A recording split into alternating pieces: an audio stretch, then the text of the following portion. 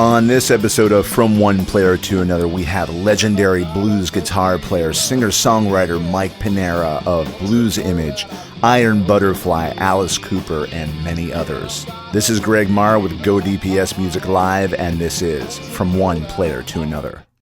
So, Mike, thanks for being on the show today. Yeah, can you hear me okay? Oh, well, thanks for having me, Greg.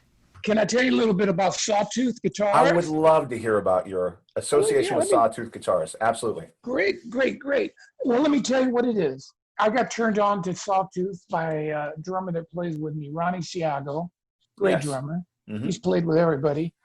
And so I got turned on to it, and I tried the guitars and the amps and the accessories, and I was just knocked out.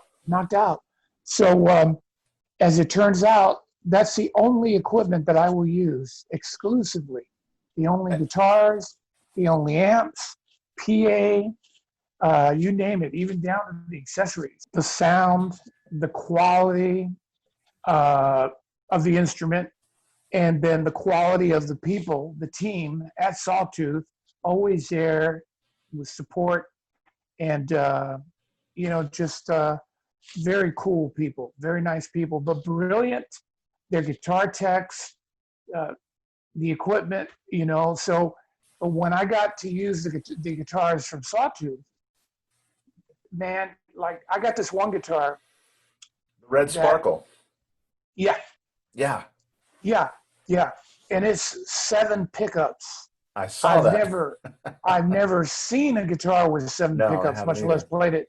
And brother, I tell you, you can get any combination of a sound, or you want to sound like a Stratocaster, hey, click this. You want to sound like a big, beefy, semi-hollow acoustic Gibson 335, go this way. And just knocked me out. I thought it was the best guitar I'd ever played, and that's all I use now. When I go on stage, I use that guitar. Now, I also have got their acoustic guitar. Mm-hmm. Acoustic. They're fantastic. Yes. Oh my God. I've demoed pretty much every acoustic guitar that Sawtooth makes, and nothing compares to them. And then you bring in the price point, and it's untouchable. Can you take us from, growing up in Miami to what led you to the music industry? Sure. Well, I'm from Tampa, Florida. That's my hometown. And I grew up there and started the band, the Blues Image. Yes. And we quickly became the most popular band in Tampa, partly because we were doing progressive blues, and everybody else in Tampa, were doing pop AM type stuff. And so we became very popular and moved to Miami.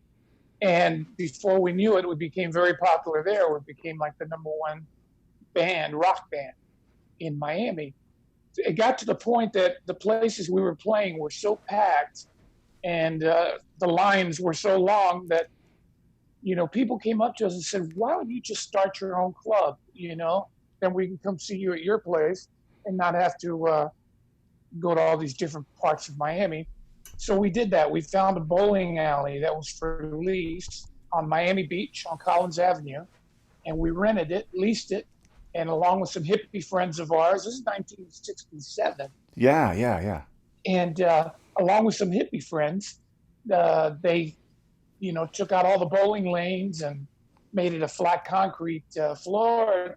Well, anyway, it became a beautiful music theater that accommodated 1,500 people. Wow. So we would open on the weekends, on Fridays and Saturdays, and we'd have guest stars. And of course, since Blues Image was the house band and it was our club, it was called The Image. Mm-hmm. And give you an idea, Greg, of the stars that came to play with us. Opening night at The Image was Frank Zappa and the Mothers. Oh, that's so cool. Then the Yardbirds with Jimmy Page. Oh, the my Grateful gosh. Dead, the Cream with Eric Clapton. And we got to know all these guys. That's so cool. We all became friends. And so a lot of the bands actually were saying, they were calling their agents saying, don't ever have us follow the Blues Image again. These cats are, too good. And that was a real compliment. but it was Eric Burden from the And the Animals Animals. Yep. that really liked us, and of course he was into blues and rebellion type lyrics. It's my life, and I'll do what I want. So Yeah. he said, if you ever come to LA, look me up, and I will help you to get a record deal, help you get some bookings. And he made good on the promise, man.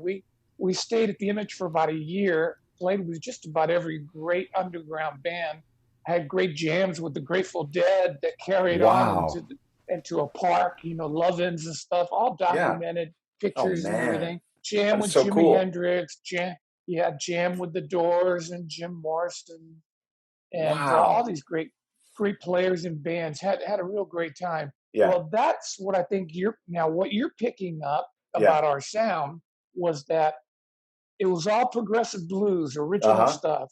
Every now and then we'd do a cover song like Spencer Davis, Don't Want You No More, which was the B-side of Give Me Some Lovin'. And that was blues, rock blues. And we had the same sound pretty much that a lot of those guys had. We had amps that we would turn up to 10 until they were distorting. Yeah. And the speakers would be smoking. So this is late 60s. So what kind of amps are we talking? Are we talking Marshalls? Little Marshall combos, or do you have half stacks, or what? I always use Fender.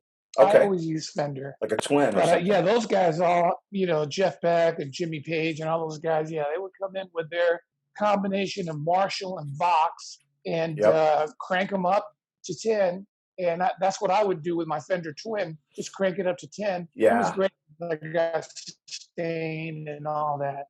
So anyway, we became Miami's personal local favorites there. And like I say, jammed with a lot of great players. But upon Eric Bird's gracious invitation, we moved out to LA. And we got to LA and went to see Eric. He got us a gig at the Whiskey A Go-Go. And we were playing. And I think the opening of the other band was CTA, Chicago Transit. Oh, yeah. Wow. Yeah. Later to be known as Chicago. Man, you're tying them all in. Yeah, we're there in Three Dog Night, and that is so cool. Buddy Miles Express, all these bands, and it was just like family. Mm-hmm. And we got signed to Atlantic Records.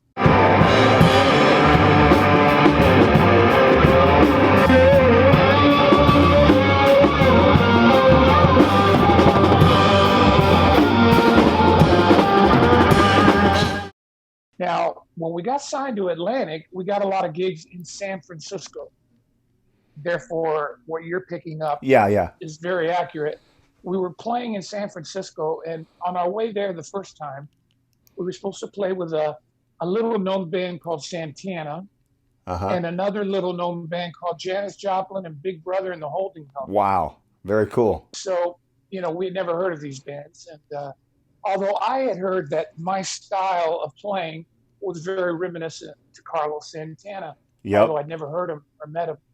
So we got to the Fillmore Auditorium in San Francisco, the Fillmore West. Fillmore West. And we played with Santana and Janis Joplin and the Big Brother and the Holding Company.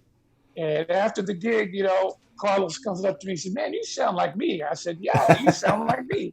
And your band sounds like my band." And, we're doing progressive fusion blues. Yeah. And, that was it. Our record got released on Atlantic Records, but the label didn't like it because it was progressive blues. Okay. And they said, there's nothing commercial here. There's nothing radio friendly that we can use. And we said, well, man, that's just the way we are. This is the music we love and what we feel. So it got real intense. We went on the road and played a lot of pop festivals with all the bands I just mentioned, Hendrix, Doors. This is like 67, you're saying? Yeah, 67. Yeah. And now it's turning into 68. Yep. And we got our first album out. Well, now, as it turns into 69, the Summer of Love, I met Iron Butterfly. And great guys. And Lee Dorman, rest in peace, came up to me and said, "Man, you guys, I can get you a tour with, like 9 or 10 bands, like a pop festival tour, starting with the Newport Pop Festival and then other big shows like that. And he was playing with all the time. And he says, he'll be playing with us. I said, great. And then he kind of winked at, who knows, maybe one day you'll be playing with me in the Butterfly. And I said, oh, well, I doubt it, because I like my band and we're all like brothers. But Greg, what happened to us is what happened to most of the classic rock bands of that era. And that is, the record labels most of them had clauses in the contract that said, you must go out and promote the record and stay out as long as we need you to stay out to promote it. We never dreamed they'd be talking like 200 dates a year, one right after the other, and everybody cramped into a station wagon, towing the U-Haul trailer. And you read about it, everybody that broke up, Creedence Clearwater, Buffalo Springfield, all these great bands, man, that had no problem until the managers put them out on the road. Yeah. And then they'd come home, after doing 200 dates. And then they say, oh, man, it's going to be so great to be with my family. And the managers would go, oh, no, you're not going to go be with your family. Yeah. They can be with you in the recording studio because that's where you're going. You're going directly into the studio because we want another album from you. And they would do that to everybody. So when they came to us, and I was a bachelor, so I didn't have a problem with, going right back into the studio.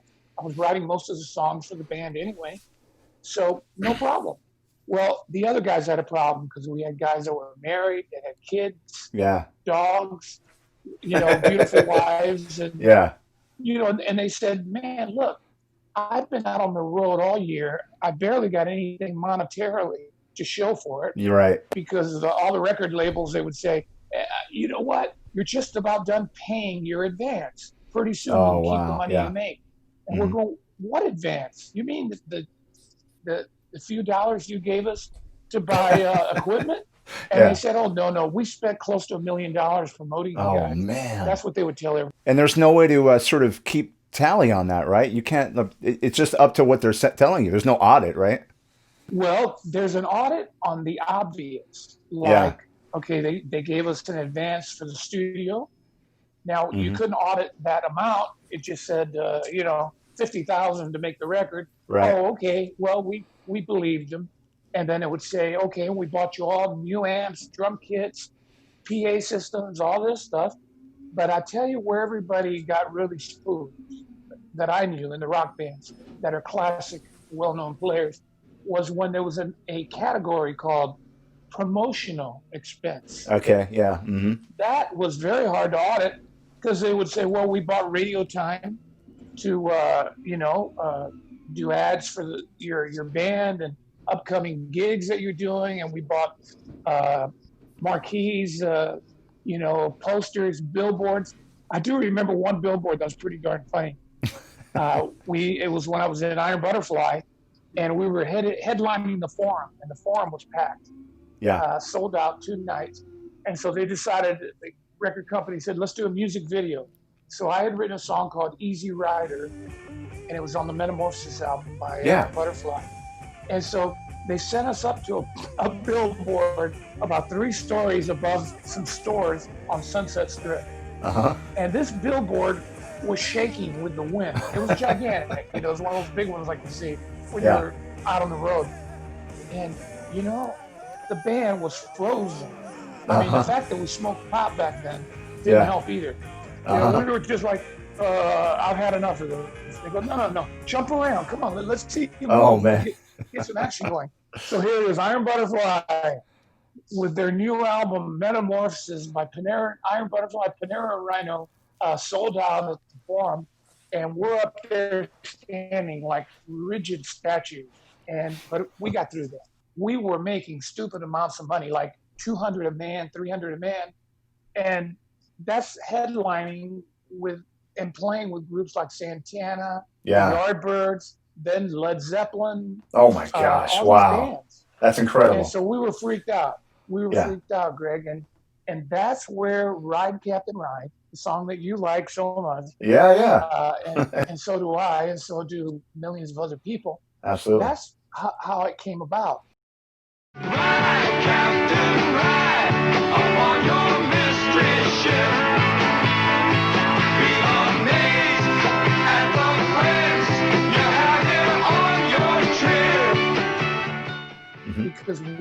recording studio, starting on the second album. It's now 1969. And the producers that we originally used for the first album, our blues album, was Bill Halverson, and he also did Crosby, Stills and Nash. He produced them, was the guy responsible for that great sound. Well, with us, we just had a blues rock sound, and we got the word. The record company didn't like it because I think the word was commercial, which every time I hear it, I gag. I said, man, don't tell us we got to be commercial. We're not going to be commercial. What do you want? My chewing gum loses flavor on the bedpost overnight? That's not the kind of band we are. Yeah. If you listen to the first Blues Image album and the second, you'll hear some pretty wild progressive rock blues. Yeah, absolutely. Well, here we are in the studio, brother, and we got a new producer named Richard Podler. Everything he touches is going multi-platinum. Three Dog Night, all their hits. Steppenwolf, Born to Be Wild, Magic Carpet Ride, all that stuff was being produced by him at his studio. And so here comes Blues Image. And we start up, he says, you got some songs? I said, yeah, I got some songs. And I start playing him some of the new songs I'd just written. He said, no, man, the record company warned me about this. You're going to have to show me that you've got some kind of pop, user-friendly hit, or you're going to have to call it a day. And I got to tell you, the record label's going to cut you. Oh, no. They're going to drop you from the label. Yeah. And I said, well, how long do we have to show you something? He said, looks at his clock. He says, 5 o'clock today. If by 5 o'clock today, you can't play me something that sounds like it has the potential of being hit, you're going to have to leave the studio and leave the label. So Skip Conte, our keyboard player, very talented, great guy, and I freaked out and said, what are we going to do? We got to have something written. We can't be dropped by the label. That'll be the end. And he says, well, I got this idea. Look, let me play for you. And he goes, bum, bum, bum, bum, bum, bum, bum, bum, bum, bum. I said, I like that. I like those chords. I like the, and I said, you got any ideas for lyrics? He says, I don't know. I keep hearing Ride, Captain, Ride up on your mystery ship. But that's all I hear. That's the only lyric I hear. I said, give it to me. Give it to me, bro. Now, I had been studying fasting and meditation, all this stuff. So I went into the utility closet, shut off all the lights, took my guitar in there, and Greg, I'm not kidding you, I came out of there 15 minutes later with the entire song. Wow. Written. The 73 men sailed up from the San Francisco Bay, and all the lyrics. By 5 o'clock, we had a basic track of Ride, Captain, Ride. He picks up the phone, calls the label, and says, problem solved. They got a great user-friendly AM type hit. Yeah. And we're cutting it right now. We'll send it to you tomorrow. Ride, Captain, ride up on your mystery ship.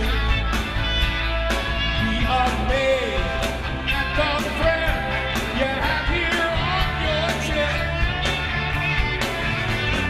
Ride, Captain, ride up on your mystery ship. On your way to a realm that others might have missed. They sent it, and Atlantic Records okayed it. Few months later, it was like number 3 in the nation. It had been released. It's amazing. So that San Francisco sound was just part of, playing a lot of sustained leads. And of course, we had something that not too many other people had. And I think we were one of the first rock bands to do it. I had heard James Brown playing a gig, and he had 2 drummers on stage. Yeah. Playing drum sets, drum kits. Mm-hmm. And I thought that was the most fabulous sound I'd ever heard. Chicago blues shuffles and funk stuff that James would do. So I had 2 drummers in Blues Image, and one of them, Joe Lala, rest in peace, was an incredible Latin percussion player. So we had a sound that really nobody had at that point. All of a sudden, Grateful Dead had 2 drummers. Doobie Brothers had 2 drummers. Mm-hmm. Santana had not 2 drum kits, but a drum kit and Latin percussion. So it was a great sound. It was super, and everybody loved it. Now, here is a little bit of the story that I started to tell you. Not You told me yesterday a little bit of this, right? I told you a little bit. I wanted you to have the scoop on this. Oh, yeah. In rockdom, in the kingdom of rock, not too many people know that while Ride Captain Ride became number 3 in the nation on the Billboard chart, it was also number 1 in some big regional places like LA, New York, Chicago, and it was getting played every hour, every other hour.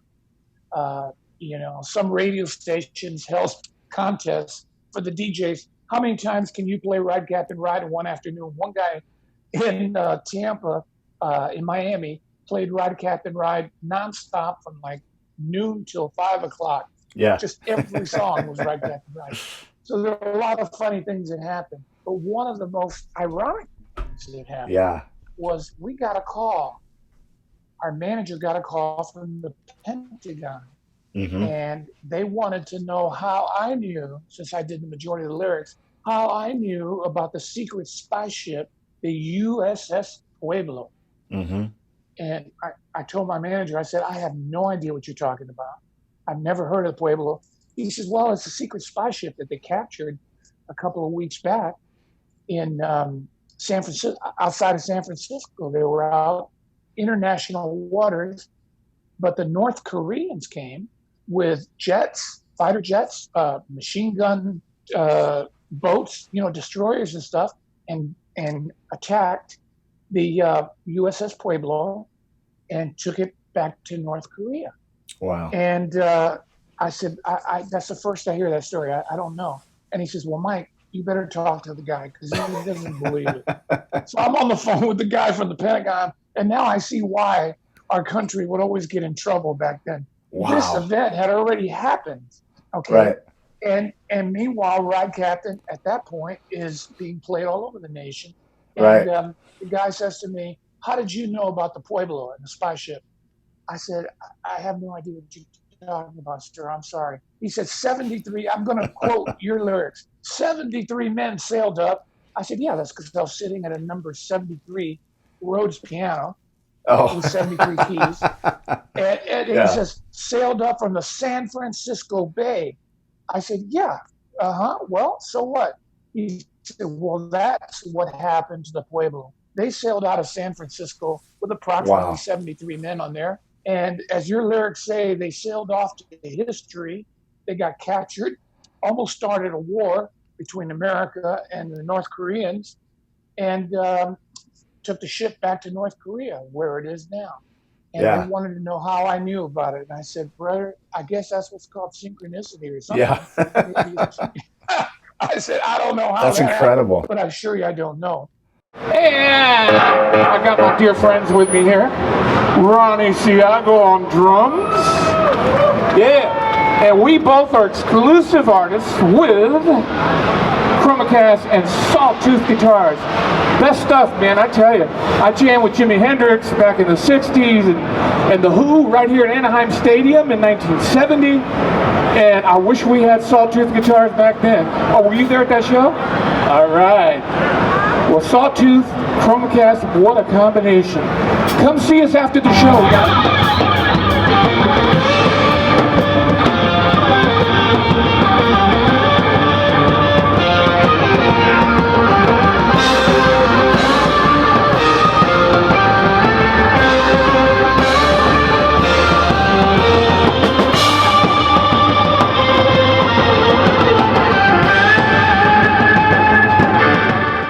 So, Mike, can you tell us about the talk box? You were telling me yesterday a little bit about the design of the talk box.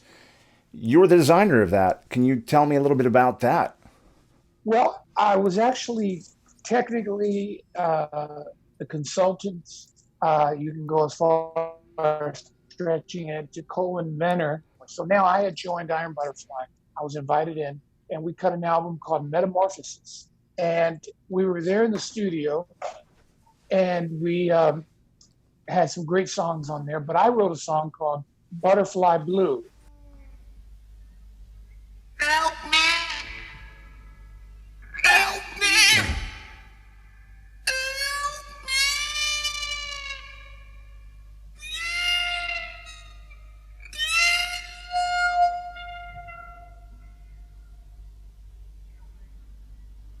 got the blues about my baby.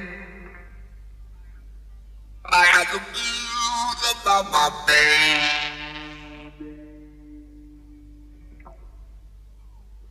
Don't bring me down, baby.